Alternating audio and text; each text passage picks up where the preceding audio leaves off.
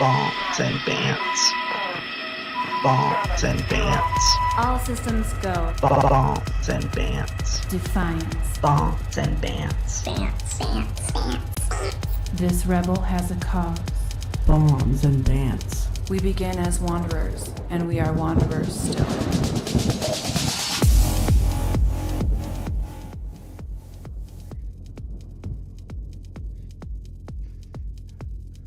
Welcome to this special live edition of Bombs and Bants and Wednesday Rants. It is the Turkey Day edition. As always, I'm your dedicated and humble gobble host, John Wilder, coming to you from an undisclosed location hidden deep beneath the turkey farm. With me, as always, is Mark. Hey there. And the missus. Hello. So how has the week been, everyone? Everyone had a lot of exciting and fun things happen to them? Oh, thank goodness no. Not this week, right? Well, exciting generally has bad connotations. Yes, indeed. And in fact, it especially has bad connotations with some of the stories in the news, but of course we'll get to those in due time. Might even skip one or two of them. With that, the missus, how are you doing? Just noting we do have Ebola here in the house. Yeah, but it seems like just those of you with weak immune systems. It's a kinder, gentler Ebola. I say that now. Pugs and I are... Well, Pugs had it first. He was typhoid Mary of the whole thing. I so far have avoided it, which... Let's hope things stay that way. I'll probably be nice and sick just for next week when I have to go back to work.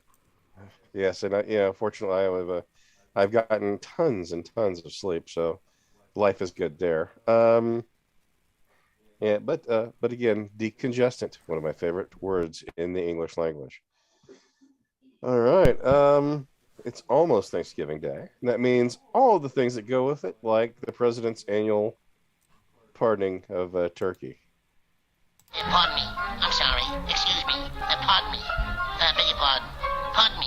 Excuse me. Oh, sorry, that was the wrong clip. Sorry. Here we go. First of all, the votes are in. They've been counted and verified. There's no ballot stuffing. There's no foul play. The only red wave this season is going to be a German Shepherd commander knocks over the cranberry sauce on our table. That will cause... They are big turkeys, aren't they? My fellow Americans, please welcome the 2022 National Thanksgiving Turkeys, chocolate and chip.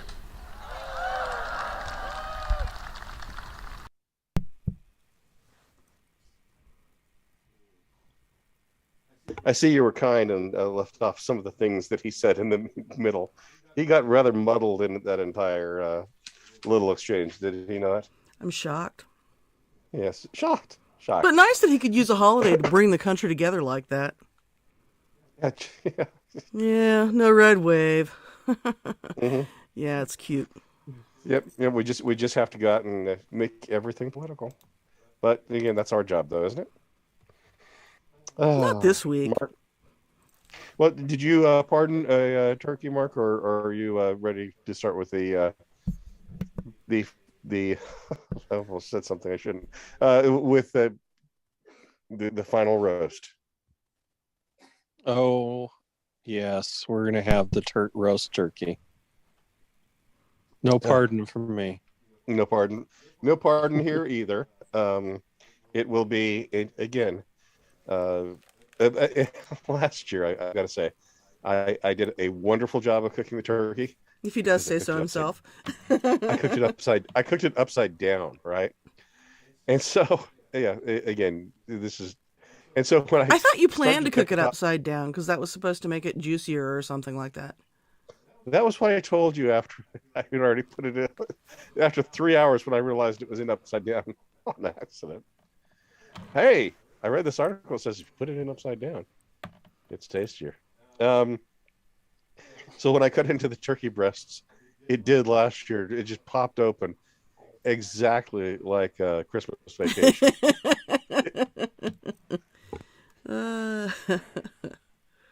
So, this year, of course, Pugsley has to be at a certain weight for a certain sport that he's in. and so he's cutting weight real hard, so that'll be fun for him. Well, we're having a low Carbohydrate. carb Thanksgiving. Mhm. I bought 2 desserts, one for everyone else, and then a keto friendly cake for Pugs. We'll see how it turns out. Excellent. Well, Pugsley might be a little bit young, but you know, he could use a date for prom. So I wonder where he could find one.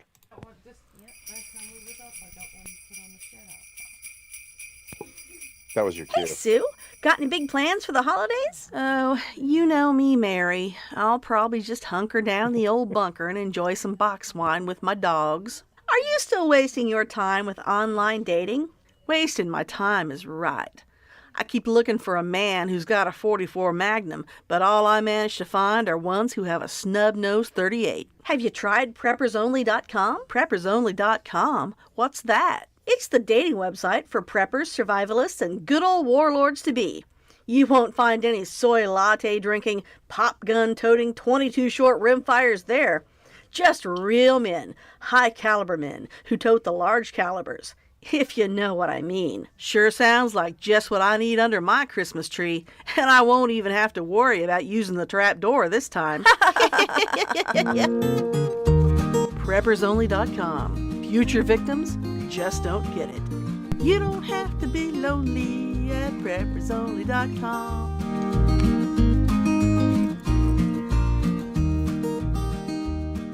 Admit it, you love it when I sing on commercials. You are slow on the mute button tonight. What is it with you? Wake up. What is that silence? I think I'm just getting a lag going. Can you hear me? Okay. Yeah, we can hear you. It's just every time I talk to you, it's like I just need to have this button ready.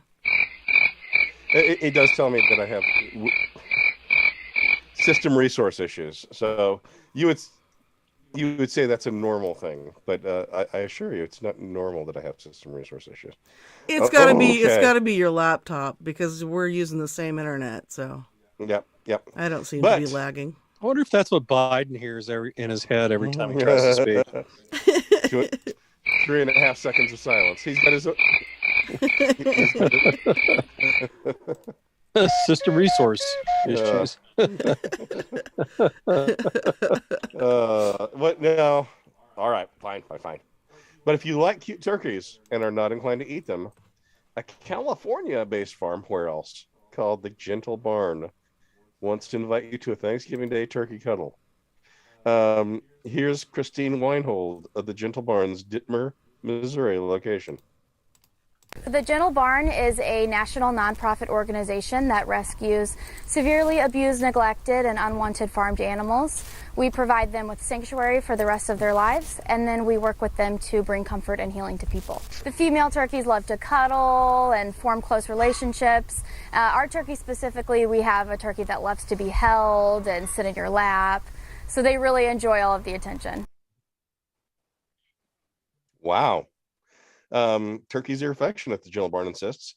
And for only $50, visitors can spend 90 minutes getting to know one better, hugging it, feeding it treats, and making small talk. The Santa Clarita-based farm is offering these therapeutic sessions at all 3 of its locations with $25 fees at farms in Nashville, Tennessee, and St. Louis, Missouri. You notice they saved the $50 fee for their California people. Uh-huh. And quite honestly, I hope they have security guards there like they do at strip clubs because, California people. Am I right? Mm-hmm. There you go. Ooh, turkey takeoff. Oh. Yeah, California, they might have to watch carefully how much they cuddle the turkeys. Oh, shuck it, duck it now.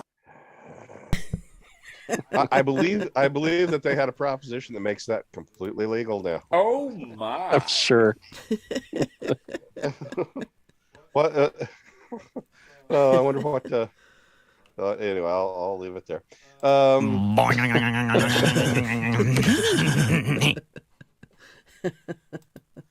There's a lot of feathers jokes that I'm just not gonna say. Well, you can't leave feather dusters just laying around any old place in California. You know what I'm saying? Mm-hmm. That's right. right. In case you didn't know. Okay. All right. Turkeys. Well, it's all fun till they start trying to peck your eyes out, though. Those turkeys. And Quizzer notes: these people have never seen a live turkey. They would be impossible to cuddle. Our cat would like to cuddle one. I'm certain. The old joke goes that one of the weirdest things about being an adult is that you have a favorite spatula, because it's like a really good spatula. But what about having a favorite sound? The Metro UK has compiled a list of sounds that humans love and some they don't love. Here's the top 5 bad sounds. Yes, we're going to start with the bad sounds. Number 5 on the list for bad sounds, that's sniffing when people have a cold. You know. Wasn't it always the worst when you were in school and taking a test and somebody in class had a cold?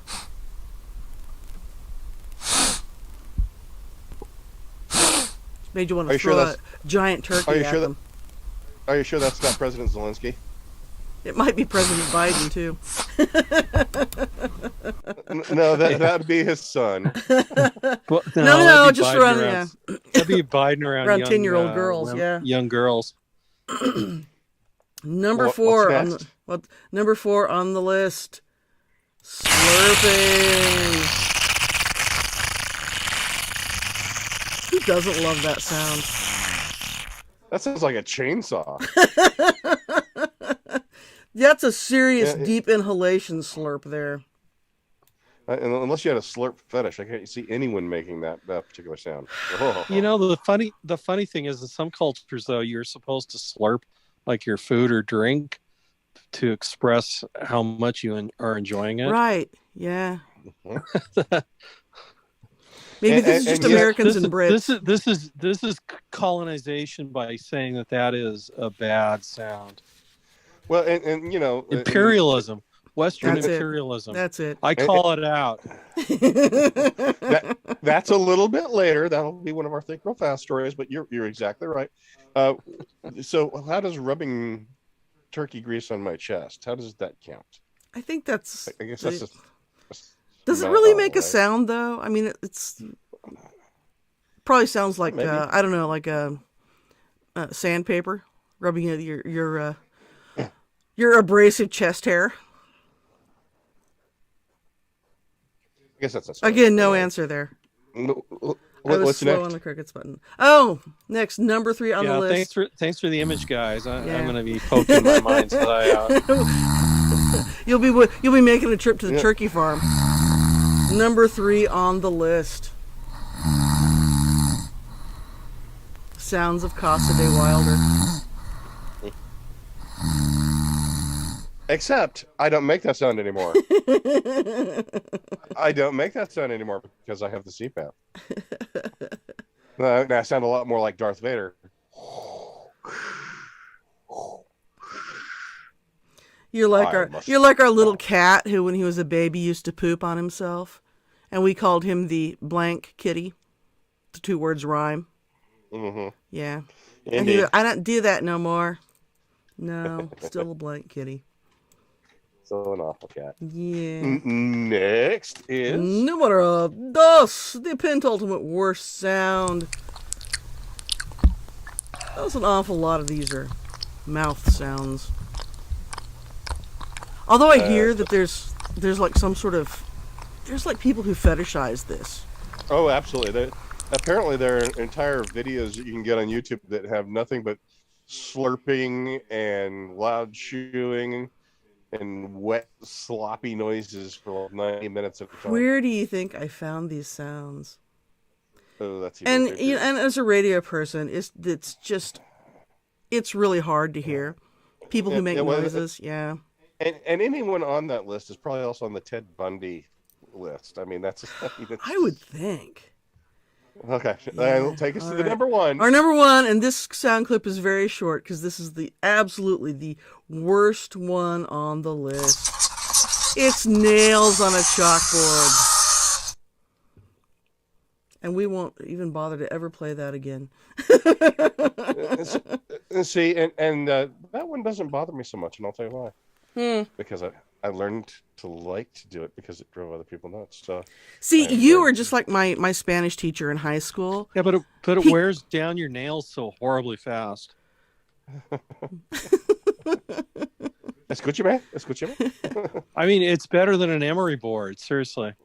No, my Spanish teacher in high school could do that, and when he would erase the chalkboard, because I went to school back in the old days when we had chalkboards, and he could put his fingers on both sides of the eraser and erase the entire chalkboard doing that. Scree. Yeah, it was horrible. If only he were chewing on aluminum foil at the same time. All right, you're taking us through.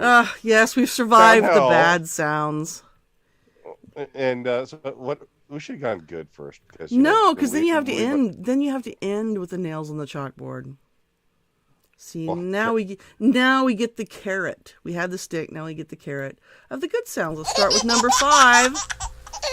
It's a baby laughing. Is it? Is it really? It is. Yeah, it really is. Oh my God, what kind of autistic heathen are you that a baby laughing brings you no joy? What is wrong with you? It reminds me of the Chucky doll. For 20 hours on a trans-Pacific flight. Laughing is better than the opposite, though. Yeah, one time we were on a flight from Alaska to Houston, and Pugsley, who was at that point... He's about 18 months old, yeah. Yeah, he cried. We took the red eye thinking... He'll sleep through it. It'll be the best for the entire passengers. Cried. No, really, he was okay. He wasn't. Okay, so here's what happened. It was, it's like a 6-8 hour flight to get to Houston, and then we had like 3 days, and he couldn't really get out and do anything because we were there for like a reason. So he had to stay in a hotel room, in like a little crib. So he didn't really get any out being baby time running around. So on the trip back, he was good on the first leg of the flight. Second leg of the flight, which was the 6-hour part of the flight from Minneapolis to Fairbanks, he just said, "That's it. I'm done with this." And he was kicking and fighting, and he didn't have his own seat, so he was on my lap doing this for 6 straight hours. It was horrendous. And we let him live. Yeah, oddly enough. Again, if he had been our first child, he'd been our last child. Although we had plenty of challenges with the first child too. Well, take us to number 4. Okay, number 4, good sound. This is walking in leaves. I don't know if we enjoy that sound or we just enjoy doing it, because there's nothing like walking through a big pile of leaves, right? That sounds more like dragging chain link fence across concrete to me. Do you really have any joy in your life whatsoever? Well, no, I'm just talking about the sound. I like walking in leaves. Pretending I'm a little choo-choo. Choo-choo-choo. Yeah, there you go. That's what I'm saying. There you go. You totally agree with me. Why are you being so petulant? Number 3. Now, if you don't like this sound, you just have no soul. And it is the sound of a happy kitten.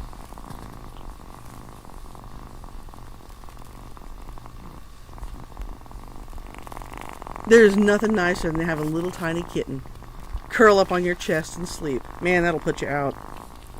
Mm-hmm. And our blankie kitty was not that happy kitty. And number 2. Number 2. Oh, I went past it. Number 2, one of my personal favorites. Oh, yeah. Good rain on the window. A little thunder in the background. Oh, I love a rainy night. Well, it was rainy here all last week and cloudy and gray and dark. And, it's the week before holiday, too, so everyone was tired and everyone's like, I just want to go home and take a nap. Well, see the windshield wiper beating out tempo. I did actually listen to that song driving to work last week. With the song on the radio. Yeah. Yep. Yeah, I was. For exactly that reason. And the number 1. Number 1. A nice campfire. Or maybe the homes of your enemies burning down. Whatever it is, we like the sound of fire. And hear the lamentation of the women. What is best in life? That's best in life. Yeah. Mark, do you agree with those rankings? Yeah, I think so. I think that works pretty good. Although I have to say, yeah, burning of my enemies' houses, that brought a smile to my face. The sound of a beer opening on Friday is a pretty good That's sound. a good one. Yeah. Sounds I don't like. Again, I think we got children crying up there. I think I would put that. That was pretty hot. Yeah. Number 2 for me, maybe number 1. Yeah, trust me, I know. See, and as a mom, you know, and especially because I was a stay-at-home mom too when the boys were little, I can tune that out. I don't even hear it. Well, I can now. But do you have any favorite sounds that are not on there, Mark? Oh shoot, I don't know. I've always liked the sound of crickets. Not overwhelmingly, loud, but just having it there. Just the subdued in the background. How about cicadas on a warm summer night? That's a good sound. The sound of the meat grinder. Oh. Sorry. Wind blowing in the trees. Wind blowing in the trees. Yeah. Yes. Sound of a chainsaw. I like chainsaws. So you notice that a lot of the sounds that we don't like are sounds that tend to be associated with modern life, and the sounds that we do like are sounds that are associated with nature. Weird. It's almost like maybe we're not living the lives we're supposed to be living. Indeed. Gosh, somebody during his TED talk, his Ted Kaczynski talk. That might make the podcast next week. Yeah. Yes, we should have our TED talk moment. But actually, he said that what about modern life is good is if you have to take drugs in order to put up with it, and you look at the number of people on antidepressants. Ted maybe had something going there. Oh. Well, I've told you before, I've said this again, and we're on the internet right now, and as much as I love the internet and the convenience of cell phones and everything, man, I think we ought to just burn that down. It hasn't been good for society. We've talked about this before. And we'll actually touch on the think real fast moment. Okay. But I think that there are some real valid points. But the other thing is it allows us to reach out and touch people. I mean, not in a pervy way. not in any bad ways that we otherwise couldn't have. So that's both good. Well, yeah. Well, let's face it. Back in 1972, if you looked at toasters and maybe they kind of turned you on, you'd look and you'd go, I should ignore the fact that toasters turned me on, and you live a normal life. Now, go to Google, toasters turned me on, and you found a group of 2,000 people who have a fetish 2,000 other weirdos just like you. Yeah, yeah, right. Yeah. So there's good and there's bad to it. I mean, even if like in 1972 you said that to your best friend would be like, dude, no, you can't be doing that. Guardrails of society. No, and that's a very good point. Something that I'm sure that we'll touch. We'll better stop there. All right. Day of the Turkeys. Bring us to our new movie. In a world where millions of their brothers and sisters are slaughtered every November, This is really good. they decided to take a stand. You passed the gravy? They would be victims no more, Turkey is delicious. and vengeance would be theirs. Hey, did you hear something? It was the day the turkeys fought back. Oh my God! It's a turkey!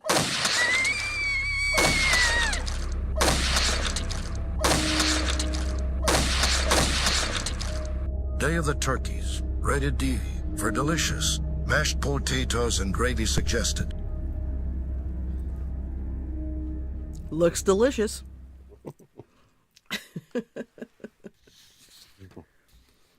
SlapCop Film from SlapCop Productions.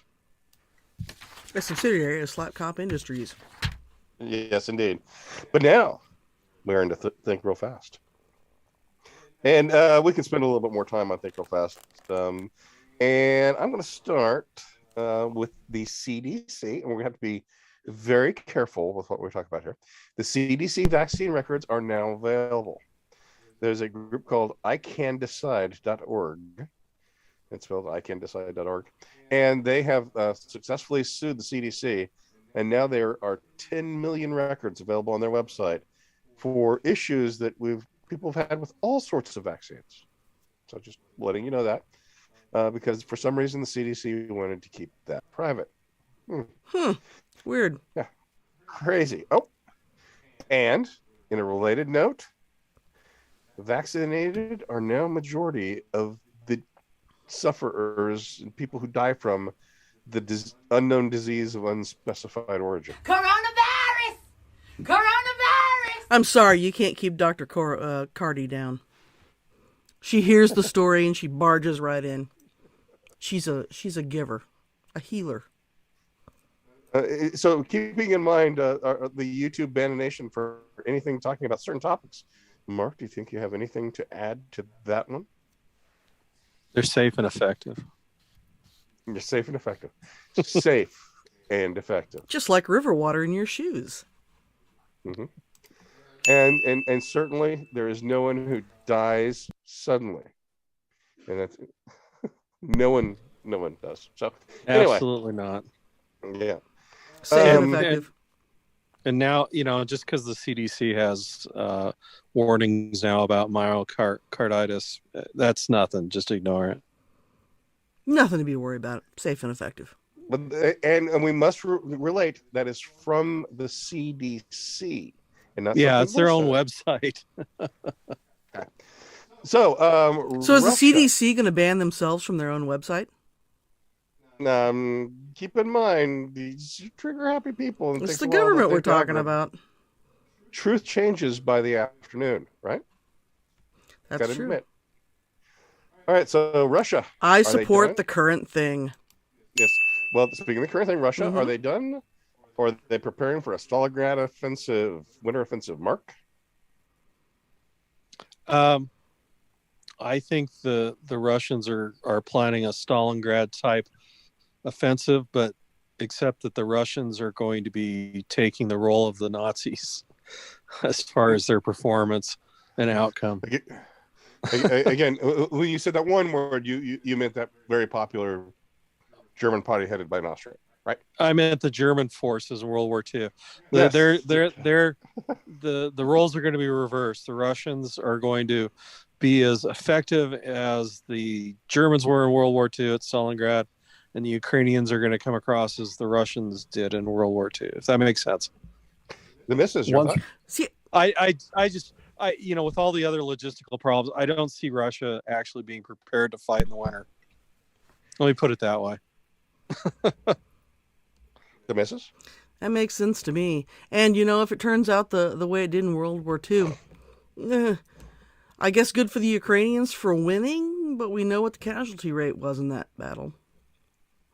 Not good for the Russians. Well, in fact, I'll note that if winning looks like having everyone in your country from the ages of 16 to 50 mobilized, they aren't doing it right now. So I'm well, saying... and that's what people keep talking about, how the Ukrainians, can take the Russian army and stuff, and they've done so well. And I'm like, but Russia has a lot of people, and they have no qualms about throwing those people into a meat grinder. Yes, but where are they going to get that many tactical track suits and that much vodka? That's an excellent point. Well, China's nearby. I am waiting. My anticipation or belief is that probably in another month or so, we will see Russian recruits showing up on the front lines armed with Mosin Nagant bolt action rifles because that's all they have to give them. Well, they worked. Well, you know, and a lot of them in World War II, a lot of them, they just said, we don't have enough rifles to give you, so you go in without a weapon, and when the guy next to you who has a rifle gets killed, take his and use that. Well, they give them ammo too. Yeah.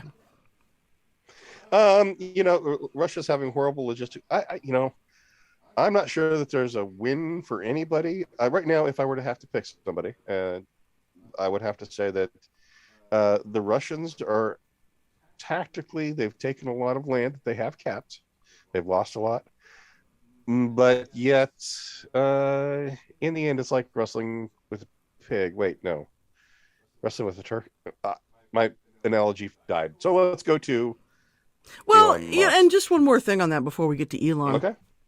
You know, I think that this has really exposed the Russians, because we've never actually directly fought the Russians because we thought we were pretty much on equal footing, right? That's the way we all had nukes. That was the last resort. Mm-hmm. But now we've watched the Russians fight this war and just, like, I don't know, like they're flopping around in the mud. So all these worries we had about their capabilities have just been dashed. And I kind of think the Chinese might be that way too. When was the last time they fought an actual war and mobilized their troops?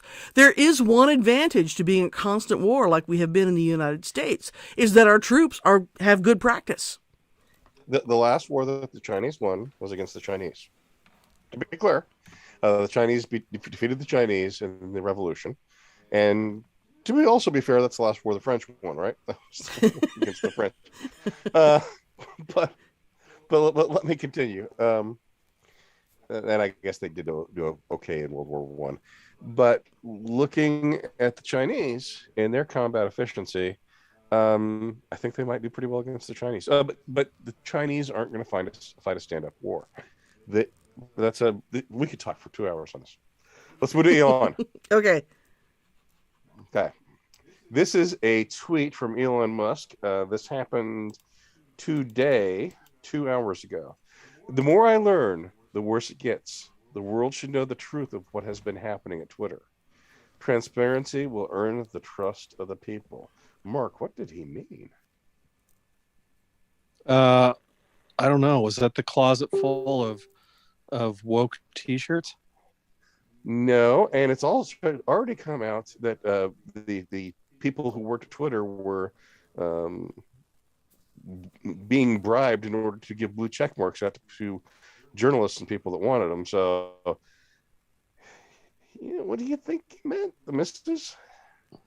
You know, it kind of seems to me like maybe there were some shenanigans going on there. You remember from the TV show The Office, when Michael started his own paper company? And it was him and Pam and like one other person. And they had the office space, and they would deliver it in Michael's van, and they were stealing customers from Dunder Mifflin. But they had no money, and they were completely and totally bankrupt, and they were about to go under when Dunder Mifflin made a huge offer to buy the company. It kind of seems like maybe Twitter was the Michael Scott Paper Company. That maybe they were just kind of balancing until they could find some sucker, Elon, to come along and buy it for $40 billion. I believe that here's what you're going to find. That Twitter knowingly aided and abetting certain images that are illegal to put on. That's my bet. That are illegal or illegal? Illegal. Like illegal everywhere is what you're saying. Illegal everywhere. Gotcha. The illegalist of illegal images. Gotcha. Yes, yep, that's my bet. So we're not done with Elon because we've got two more Elons. Elon Musk has put up a poll. Let me get to my notes. That's actually. Oh, you know what that means? Come on, you know that would make Elon laugh. Oh, yes. Okay, we're waiting. So So Elon has, Oh, we're done. has- Okay. he has a poll, and the poll is up, and it is whether or not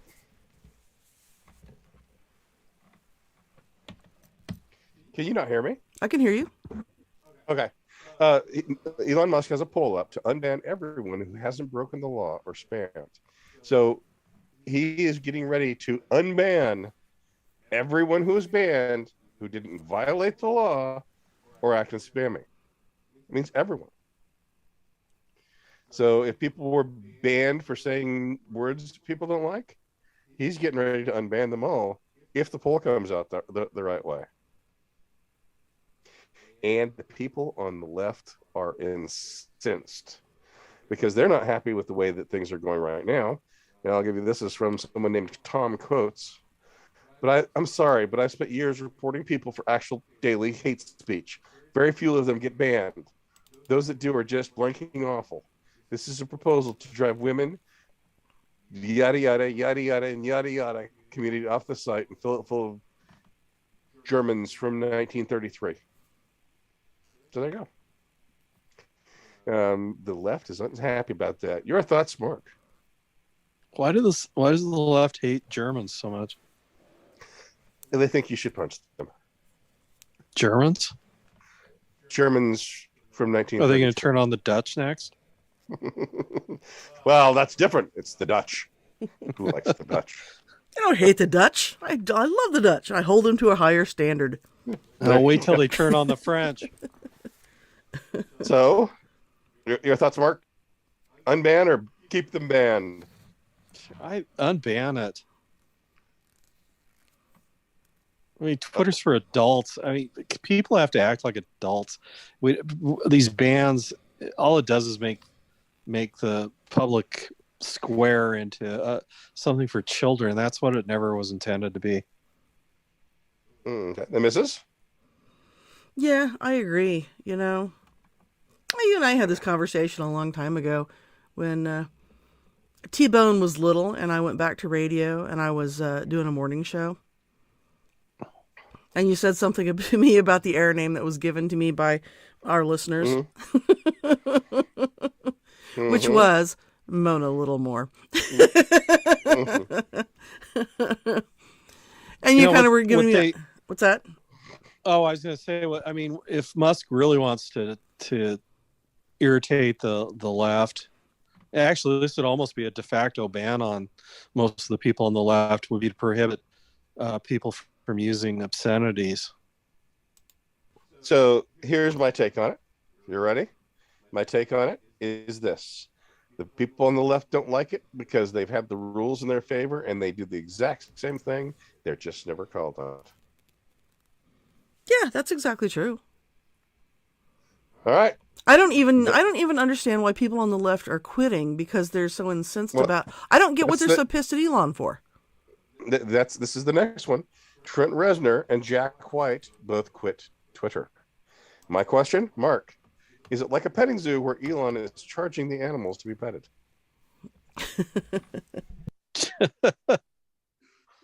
I don't even know who those are. So exactly. Now I know who both of them are. The missus. What are your thoughts? Yeah, I don't. You know, it's like when the whole disease that will not speak of at all, so we don't get banned from YouTube. Mm-hmm. When that all first came out, and the guy from Rage Against the Machine came out, and he was very pro, some medication you might take for that. And, they were one of the first bands that said, you can't come to our shows if you don't have this, and blah, blah, blah, blah, blah. And someone said, it's like Rage Against the Machine went from F you, I won't do what you tell me, because that's in one of their songs, to F you, you'll do what you're told. And that's what the left has become. Very much so. Yeah, I was a Democrat for a long time. I was never really a leftist, but I was a Democrat. And the thing that made me a Democrat and kept me there for as long as I was their commitment to free speech. For saying what you want, expressing yourself the way you want. But in the past, it was 20 years ago that I left, that I was no longer a Democrat. And that was what pushed me away. It was speech codes on campus. it was, the internet was just kind of getting going then, but it was trying to crack down on stuff like that. And they have just shown themselves to have zero commitment to free speech. I mean, sure, if it's stuff that they approve of, they're fine and dandy with it. But that's not what free speech is about. Free speech is about approving a speech, even if it, goes against the very, very depths of your soul. You'll protect the other person's right to say it. Because, God damn it, this is America. It is the fundamental principle of our country. And it boggles my mind that half of our population says, nah, there's free speech and then there's free speech. I mean, you shouldn't be able to say whatever you want, but me, I should be able to say whatever I want. That guy over there in a dress waggling his privates in your 6-year-old daughter's face, that's free expression. You talking about the government and what they may or may not be doing and encouraging other people to do forcibly? No, you can't talk about that. That's not free expression. Looking at you, YouTube. Okay, I'm a little concerned, honey, because you're just holding back. Well, no, I feel very strongly about this, and I have my entire life, and I said that's what made me no longer a Democrat. Fair enough. And I would add something to that, but sorry, I thought I muted that. I did not mean to cough right in the mic. Sorry. Okay. So railroad strike on December 9th. Still plenty of time, though the railroad management said labor does not contribute to profits. Mark, will the railroads keep going? No, I think they'll go on strike. The missus. Man, if they do, we are screwed. So yes or no? Railroads going, or they're going to go on strike? Well, I mean, what could Biden do? Could he pull a Reagan? Could he just fire them all? Who's going to work? He's paying people to stay home. So you're saying you're both coming down that there will be a railroad strike, and I'm saying nope, the railroad strike will be averted. Period. It will be averted. He will not let that happen. By what? What's he going to do? Truman's in the military, so there's that. Yeah, you think Biden's going to send in the military on the unions?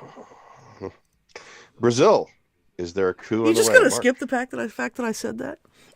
Yeah. Okay. Brazil. On to Brazil. Is there a coup? Brazil. On the way? Coup.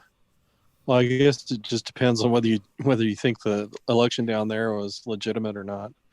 But we have learned from YouTube that you cannot question the legitimacy of an election, or you will be banned. So it's obviously it was obviously a legitimate election. Obviously, I would say that the majority of people in Brazil right now seem to disagree with the outcome of the election down there. So I think it's a strong possibility that maybe the person that won the popular vote will be installed as president. The missus? Coup or no coup? I like turtles. I have no idea. and here is the actual answer. How would you know? All right. Exactly right. Moving on to Europe and the Northern Hemisphere. I've seen reports that the Northern Hemisphere, the air above the North Pole is around minus 85 degrees Fahrenheit right now. It's exceptionally cold. Yeah, baby. Woohoo! Yeah. We're going to have a cold winter. So, I'm excited Europe for is that. having problems with fuel. Their bills have been high. Their natural gas supply has been cut off. Yada, yada. So the question I have for you is, should we send Red Green in to help them out and teach them how to be handy? Mark? Yes. And plenty of duct tape. Plenty of duct tape, because if the women don't find you handsome, they should at least find you handy. Mm-hmm. The missus, should we send Red Green in? Absolutely agreed. Okay. We have a solution to the European problem, and it comes from Canada. Can you say the man prayer for me? I'm a man, but I can change if I have to. I guess.